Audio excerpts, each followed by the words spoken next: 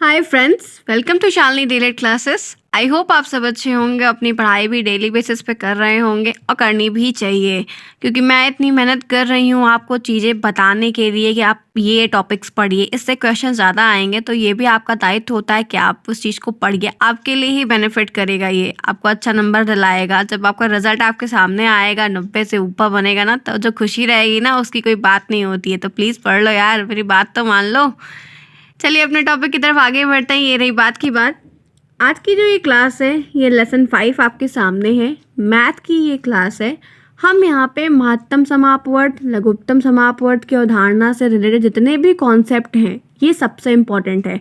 अभी तक हमने जो पढ़ा वो फ्रैक्शन वाला टॉपिक बहुत इंपॉर्टेंट था, उससे क्वेश्चंस बहुत आते हैं, डीएलएड में बहुत ज़्यादा देखने को मिलते हैं। इस चैप्टर से भी बहुत सारे क्वेश्चंस आपको डीएलएड में देखने को मिलेंगे, काफ़ी तरह क्वेश्चंस मिलते हैं। बहुत इंपॉर्टेंट चैप्टर है, बी फोकस होकर पढ़िएगा, समझिएगा। कोई दिक्कत होगी कमेंट के थ्रू पूछिएगा, मैं दोबारा रिपीट करवा दूँ। किसी क्वेश्चन में अगर डाउट होगा तो वो भी आप बताइए कि मैं उसको भी बता दूंगी, लेकिन आपको मेहनत 2 से 3 घंटे ज़रूर करनी। अगर बैक लगी तो फिर अच्छा नहीं होगा, इसलिए आप मेहनत करिए प्लीज़। चलिए देखते हैं अपने टॉपिक की तरफ। आई होप आपको वीडियो पसंद आएगा। अगर पसंद आता है तो प्लीज़ चैनल को सब्सक्राइब करिए, वीडियो को लाइक करिए, शेयर करिए, मुझे कमेंट करके ज़रूर बताइए कि आपको क्लास कैसी लगी। आज का पहला टॉपिक, पहला क्वेश्चन आप कह सकते हैं, आपके सामने ये है कि अपवर्तक बताइए। अपवर्तक पर टिप्पणी कीजिए। अपवर्तक का क्या अभिप्राय है, अपवर्तक से आप क्या समझते हैं। ऐसे क्वेश्चन आपको 1 नंबर 2 नंबर में देखने को मिल सकते हैं और ऑब्जेक्टिव में इसके एग्जाम्पल आपको देखने को मिल सकते हैं। अब हम समझते हैं कि अपवर्तक क्या है। सबसे पहले अपवर्तक को इंग्लिश में हम डिवाइजर कहते हैं और हिंदी में अपवर्तक कहते हैं। अपवर्तक का अर्थ है किसी व्यंजक को पूरा पूरा विभाजित करना। अपवर्तक का अर्थ है कि किसी व्यंजक को पूरा पूरा विभाजित करना, यानी कि उसको पूरा कंप्लीट काट देना, वो पूरा कंप्लीटली कट जाए। अब इसको एक साधारण भाषा में देख लीजिए। कोई संख्या है, जिन जिन संख्याओं से पूरी पूरी विभाजित हो जाती है, वे संख्याएं उस संख्या की अपवर्तक कहलाती हैं। कोई संख्या, कोई भी संख्या, ठीक है, ये ज़रूरी नहीं कि कोई फिक्स नंबर हो, कोई भी संख्या जिन जिन संख्याओं से पूरी तरह कंप्लीटली विभाजित हो जाती है, डिवाइड हो जाती है, वो संख्या अपवर्तक कहलाती है। अब आपको मैंने यहाँ पे एक परिभाषा दे दी जो आप आम भाषा में लिख सकते हैं, अपना नंबर ले सकते हैं कि कोई भी ऐसा नंबर या कोई भी ऐसी संख्या जो जिन जिन संख्याओं से पूरी तरह डिवाइड हो जाती है, कट जाती है, वो वह संख्या की अपवर्तक कहलाती है। अब हम इसको समझते हैं पहले, सबसे पहले एग्जाम्पल के थ्रू। देखिए मैंने यहाँ पे आपके सामने एग्जाम्पल लिया है।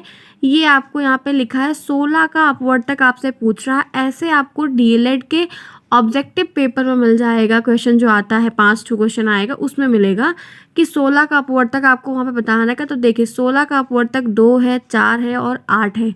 अतः 2, 4, 8 प्रत्येक 16 का गुणनखंड यानी कि फैक्टर और डिवाइज़र है। इसको हम फैक्टर भी कहते हैं 2, 4, 8 को, और हम डिवाइज़र भी कहते हैं। क्यों कहते हैं कि 2, 8, 16, 4 चौक 16, 8 दूनी 16, क्या हुआ, कट गया ना। ये 16 जो है 2 से भी कट गया, 16 4 से भी कट गया, 16 8 से भी पूरा कंप्लीट कट गया। तो ये जो पूरा पूरा विभाजित होने की बात है, वहाँ पे यही है कि कोई जिन जिन संख्याओं से ये कम्प्लीटली कटेगा। यहाँ पे 16 एक संख्या दी हुई थी, ये एक संख्या है जो कोई भी संख्या बात लिखी थी, वह यह संख्या है, और जिन जिन संख्याओं से कट रही है वो उसका अपवर्तक है। ये इसकी डिवाइजर है, तो 2 से कट रही है, 4 से कट रही है, 8 से कट रही है। ठीक है, बात क्लियर है यहाँ तक। अब नेक्स्ट एग्जाम्पल देखते हैं, क्योंकि आपको मैथ में एग्जाम्पल से ही चीज़ें समझ में आएंगी, फिर आपको मल्टीपल टाइम प्रैक्टिस करनी होगी। नेक्स्ट यहाँ पे 6 है। आप 6 एक नंबर दिया। अब 6 का फैक्टर, आप एक सबका फैक्टर होता है, एक जो है वो सबका फैक्टर है। यहाँ पे भी आप एक लिख सकते हैं। यहाँ पे आप 2 से कट जाएगा 6, 3 से कट जाएगा 6 से कट जाएगा, 2 तिहाई 6, 3 दूनी 6, 6 कन्नम 6 कट गया। तो ये इसके क्या है, अपवर्तक है। नेक्स्ट एग्जाम्पल 15, एक सबका रहेगा, मैंने पहले ही बताया। 3 पचे 15, 5 तिहाई 15, 15 एक अन्नम 15 कट गया पूरा कंप्लीटली। ये इसके क्या फैक्टर है, 15 के फैक्टर 1 3 5 15। आपसे ऐसे क्वेश्चंस आ जाएंगे, बहुत बार आए हैं, इसलिए बता रही हूँ। वी फोकस्ड होकर चीज़ों को समझिए, कोई दिक्कत हो पूछ सकते हैं दोबारा। नेक्स्ट यहाँ पे दिया है 64। मैंने एग्जाम्पल 64 64 लिया। अब एक सबका फैक्टर बताया, 2 से भी कट जाएगा, 4 से भी कट जाएगा, 8 ढाई 64 कटता है, 16 चौका 64 कटता है, 32 से कट जाएगा, 64 का नाम 64 कट जाएगा, तो ये पूरा कंप्लीटली कट गया। तो ये 1 2 4 8 16 32 क्या है, ये 64 के अपवर्तक है, फैक्टर है। ठीक है, बात क्लियर है यहाँ तक, कोई दिक्कत किसी को भी नहीं। चलिए आगे चलते हैं। हमने इससे पहले अपवर्तक के बारे में फुल डिटेल में समझा कि अपवर्तक क्या है, उसका एग्जाम्पल देखा। अब हम यहाँ पे समझेंगे कि समापवर्तक क्या है, कैसे हम इसको पहचानेंगे, क्योंकि अपवर्तक, अपवर्त, समापवर्तक, समापवर्त, वर्त और वर्तक थोड़ा सा फर्क है, लेकिन एकदम मिलता जुलता ही है, लेकिन बहुत कंफ्यूजिंग हो जाता है। जब आप सेंट्रल हॉल में जाते हैं, पता आपको सब रहता है कि ये ऐसा होगा, लेकिन वो इतना खिचड़ी हो जाता है, गलत हो जाता है। इसलिए एकदम फोकस्ड होगा, अलग अलग से समझिए कि क्या हर फैक्टर में क्या बातें हैं। पहला अब यहाँ पे तो था अपवर्तक था, दूसरा है समापवर्तक यानी कि कॉमन फैक्टर।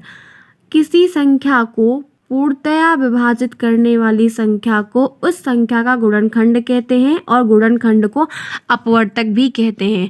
अभी मैंने आपको अपवर्तक पढ़ाया, अब देखिए अपवर्तक और गुणनखंड दोनों एक ही चीज़ें हैं, ठीक। और यहाँ पे क्या है, समापवर्तक यानी कि कॉमन फैक्टर।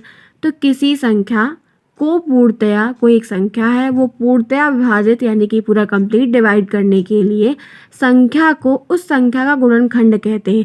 मतलब कोई एक संख्या दी हुई है और वह संख्या जिन जिन संख्याओं से पूरी तरह कंप्लीटली डिवाइड हो जाती, कट जाती, वो उसका समापवर्तक कहलाता है। अपवर्तक और समापवर्तक कुल मिला के कुछ नहीं, दोनों एक ही है, नाम अलग अलग दे दिया, बस समझने का फर्क है कि वहाँ पे गुणनखंड की बात बोल रहे हैं, वहाँ पे डिवाइजर की बात बोल रहा है। किसी संख्या को पूर्णतः विभाजित करने वाली संख्या को उस संख्या का गुणनखंड कहते हैं। अब एग्जाम्पल देखते हैं यहाँ पे क्या है, देखिए समापवर्तक का एग्जाम्पल ये 48 है, 1 से कटेगा, 2 से कटेगा, 3 से कटेगा, 4 से कटेगा, 8 से कटेगा, 6 से कटेगा, 12 से कटेगा, 16 से कटेगा, 24 से कटेगा और 48 से। जब तक ये पूरा 48 यहाँ पे आ नहीं जाता है तब तक आप इसको काटते रहेंगे, कितने नंबर से कटते हैं, जितने नंबर से कटा ये क्या है, ये 48 के गुणनखंड है।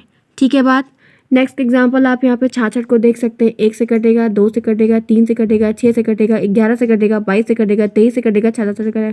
अब ये 66 के जितने सारे क्या है, गुणनखंड है, गुणनखंड है, फैक्टर है, कॉमन फैक्टर है। ये रहा आपके सामने समापवर्तक का एग्जाम्पल। आई होप आपको समझ में आया होगा, कोई भी दिक्कत आप कमेंट के थ्रू पूछ सकते हैं। चलिए नेक्स्ट टॉपिक की तरफ चलते हैं, नेक्स्ट क्वेश्चन देख लेते हैं क्या है। आपको ये ना इस चैप्टर की जो है ये डेफिनेशन है, जो थ्योरीज हैं ये पूछता है। बहुत सारे लोगों ने पूछा कि मैम मैथ में थ्योरी आती है, तो हाँ पूरी नहीं आएगी, लेकिन उम्मीद है कि आपको ये जो अपवर्तक है, क्योंकि प्रतिशत तो पूछेगा नहीं, भिन्न तो पूछेगा नहीं, भिन्न के जो प्रकार हैं उनकी पूछ सकता है, और ये जो अपवर्तक, अपवर्त, समापवर्तक है, इनकी भी थ्योरीज आपको डेफिनेशन के थ्रू पूछ सकता है, आपको परिभाषित करने के लिए कह सकता है। ठीक है बात। देखते हैं नेक्स्ट क्वेश्चन। यहाँ पे नेक्स्ट टॉपिक मैंने क्या लिया, अपवर्त लिया। इससे पहले हमने अपवर्तक पढ़ा, दूसरा हमने समापवर्तक पढ़ा है। अब हम यहाँ पे मल्टीपल फैक्टर पढ़ रहे हैं। अभी तक हमने कॉमन फैक्टर को पढ़ा, अब हम यहाँ पे मल्टीपल फैक्टर को पढ़ रहे हैं। देखते हैं क्या है इसके अंदर। संख्या 3 और 6 18 के गुणनखंड है। जो ये संख्या 3 और 6 है, ये 18 के क्या है, गुणनखंड है। इसे हम इस प्रकार भी कहते हैं कि यहाँ पे 18 संख्या 3 और 6 का फैक्टर है। हम ये भी कह सकते हैं कि यहाँ पे 18 जो है वो संख्या 3 और 6 का फैक्टर है। ये 3 और 6 18 के गुणनखंड है, और ये भी कह सकते हैं कि 3 और 6 जो है वो 18 का फैक्टर है।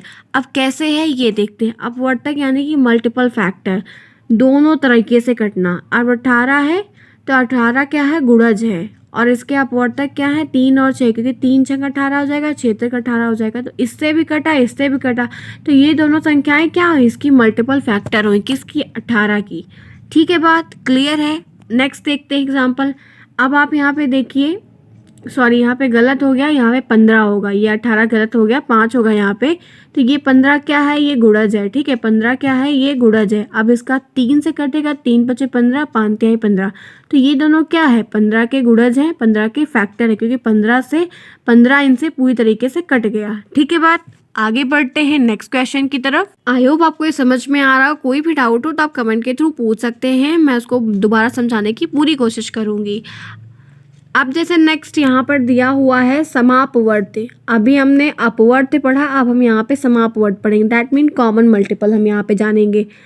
कॉमन मल्टीपल के बारे में हम जानेंगे। तो समान अपवर्तकों को समापवर्तक कहते हैं। समान अपवर्तकों को समापवर्त कहते हैं। जो समान अपवर्तक होते हैं उन्हीं को हम समापवर्त कहते हैं। जो समान अपवर्तक होते हैं उन्हीं को हम समापवर्त कहते हैं। अब समान अपवर्तक कैसे है ये देखते हैं। जैसे यहाँ पे एक चार्ट है, संख्या है इधर और इधर इसके अपवर्त हैं। 3 है, 6 है, 9 है। 3 का फैक्टर 3 से कट रहा है, 6 से कट रहा है, 9 से, 12 से, 5 से, 18 से। यहाँ पे क्या है, ये 3 से कटना भी है, 6 से भी कटना है और ये 3 की टेबल भी है, ठीक है। तो ये 18 के बाद डॉट डॉट यानी कि इसकी पूरी कंप्लीट टेबल तक जाएगी। फिर यहाँ पे 6 देखिए, तो 6 की ये टेबल चली, 6 का 6 12 6 18 24, तो ये पूरी आगे 6 की पूरी टेबल जाएगी। 9 की भी ऐसे ही है। तो यहाँ पर देखिए, यहाँ पे 18 है, इसमें भी 18, इसमें भी 18 और इन तीनों में कोई कॉमन है? कोई भी संख्या कॉमन है? नहीं कॉमन है। तीनों संख्याओं में 18 जो है वो समान अपवर्त है। और यहाँ पे हमको ऊपर यही बात बोल रहा था कि समान अपवर्तकों को समापवर्त कहते हैं। जो समान अपवर्तक होते हैं उन्हीं को हम समापवर्त कहते हैं। तो यहाँ पे 18 18 18 इन तीनों में मैच कर रहा है, तो ये क्या है? समापवर्त है। ठीक है, बात आगे बढ़ते हैं। नेक्स्ट क्वेश्चन यहाँ पे देखते हैं। नेक्स्ट टॉपिक है आज का महत्तम समापवर्तक। महत्तम समापवर्तक क्या है वो जानते हैं। किसी संख्या को पूर्णतः विभाजित करने वाली संख्या उसका गुणनखंड कहलाती। कोई संख्या है उसको पूरा कंप्लीट विभाजित करने वाली जो संख्या होती है वो उसका गुणनखंड कहलाती। गुणनखंड को हम अपवर्तक भी कहते हैं, गुणनफल को हम अपवर्तक भी कहते हैं।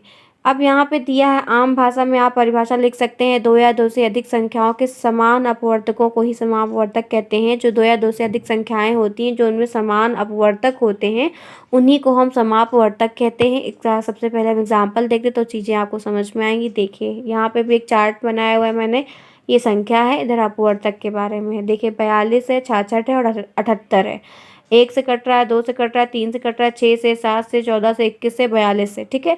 अब यहाँ पे देख लीजिए 6 आ गया, ठीक। 66 देखिए 1 से कट रहा है, 2 से, 3 से, 6 से, 11 से, 33 से, 22 से, 66 से। 78 1 2 से, 3 से, 6 से, 13 से, 26 से, 38 से, 78 से। अब देखिए इन तीनों में क्या है, 6 कॉमन है। इन तीनों में कॉमन क्या है? इन तीनों में 6 कॉमन है। तीनों की संख्याओं देखिए, 6 से ये भी कट रहा है, 6 से ये भी कट रहा है, 6 से ये भी कट रहा है। तो ये यहाँ पे क्या मान ली जाएगा?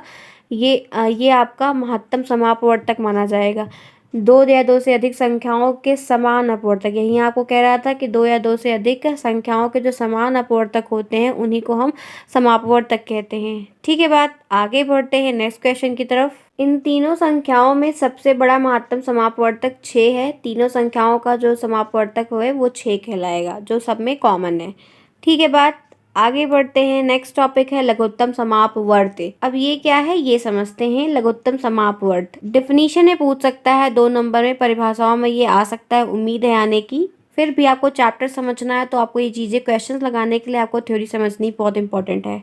संख्याओं के समान अपवर्तियों को उनका समापवर्त कहते हैं। जो संख्याओं में समान अपवर्त होते हैं उनको हम समापवर्त कहते हैं। इन समापवर्तों में से सबसे छोटा समापवर्त ही उनका लघुत्तम, जो सबसे छोटा होता है वही उनका लघुत्तम समापवर्त होता है। इसका आप एग्जाम्पल देखिए, बहुत साधारण है, इसके क्वेश्चंस बहुत इंपॉर्टेंट हैं, इसलिए मैंने आपको पहले थ्योरी बताना ज़रूरी समझा। अब देखिए यहाँ पे 16, 32 और 40 का लघुत्तम समापवर्त है, वही लासा, मतलब वो भी फैक्टराइजेशन मेथड से। ये भी मैं आपको बताऊँगी 2 तरीके से होता है। अब पहले भी यहाँ पे देखिए 16 है, तो 16 का फैक्टर करेंगे तो ये आपका 4 बार आएगा, 2 की पावर 4, ठीक है। 32 को करेंगे 2 की पावर 5 आएगा, 40 को करेंगे 2 की पावर 3 इंटू 5 आएगा। तो इसमें जब कॉमन देखेंगे लघुत्तम समापवर्त आपको देखना है, तो यहाँ पे आप देखिए 2 की पावर 5 लेंगे और यहाँ पे 5 लेंगे, तो ये आपका 2 की पावर 5 यानी कि 32 हो जाएगा, 5 ये 160 आ जाएगा। 160 इसका आंसर यहाँ पर निकल कर आ जाएगा। ठीक है, बात आगे देखते हैं। आज की क्लास यहीं तक। हमने जो है लघुत्तम समापवर्त के बारे में जाना, लघुत्तम समापवर्त क्या है। हमने यहाँ पे महत्तम समापवर्त के बारे में डिटेल में जाना कि ये टॉपिक क्या है, एग्जाम्पल भी देखा, समापवर्त के बारे में समझा कि इसका क्या महत्व है और इसका एग्जाम्पल क्या है। फिर हमने यहाँ पे एक टॉपिक और डिटेल में अपवर्त के बारे में, मल्टीपल फैक्टर के बारे में पढ़ा, समापवर्तक के बारे में पढ़ा, कॉमन फैक्टर के बारे में डिटेल में जाना, एग्जाम्पल सहित जाना, और फिर हमने यहाँ पे अपवर्तक के बारे में पढ़ा। आज हमने 5-6 टॉपिक्स जो भी है लेसन चैप्टर 5 से पाठ 5 से जो ये लघुत्तम समापवर्तक, अपवर्तक इन सब से थे। इसमें एक अभाज्य और भाज्य भी है, वो मैं आपको जब क्वेश्चन कराऊँगी तो बता दूँगी। वो भी बहुत आसान है, आप जानते हैं prime number, non prime number क्या है। जब क्वेश्चन होगा तो मैं उसी को क्लियर कर दूँगी, बहरहाल कोई दिक्कत की बात नहीं है। लेकिन जो मेन मोटे-मोटे टॉपिक्स थे कि हमसे अब इसके अभी आज मैंने थ्योरी पूरी बता दी आपको कि थ्योरी ये है, एक एग्जांपल। अब जो चीज़ें नहीं समझ में आई वो जब मैं इस चीज़ की एक्सरसाइज करवाऊँगी, एकदम कंप्लीट एक्सरसाइज करवाऊँगी क्वेश्चन वाइज़। ये आपको जो क्वेश्चन थ्योरीज़ है ये आपको 2 नंबर में पूछने की उम्मीद है, पूछ सकता है। आप इसको मत सोचिए कि नहीं आएगा। और जो क्वेश्चंस है वो आपको मैं नेक्स्ट क्लास में करवाऊँगी। तब तक के लिए take care and bye bye.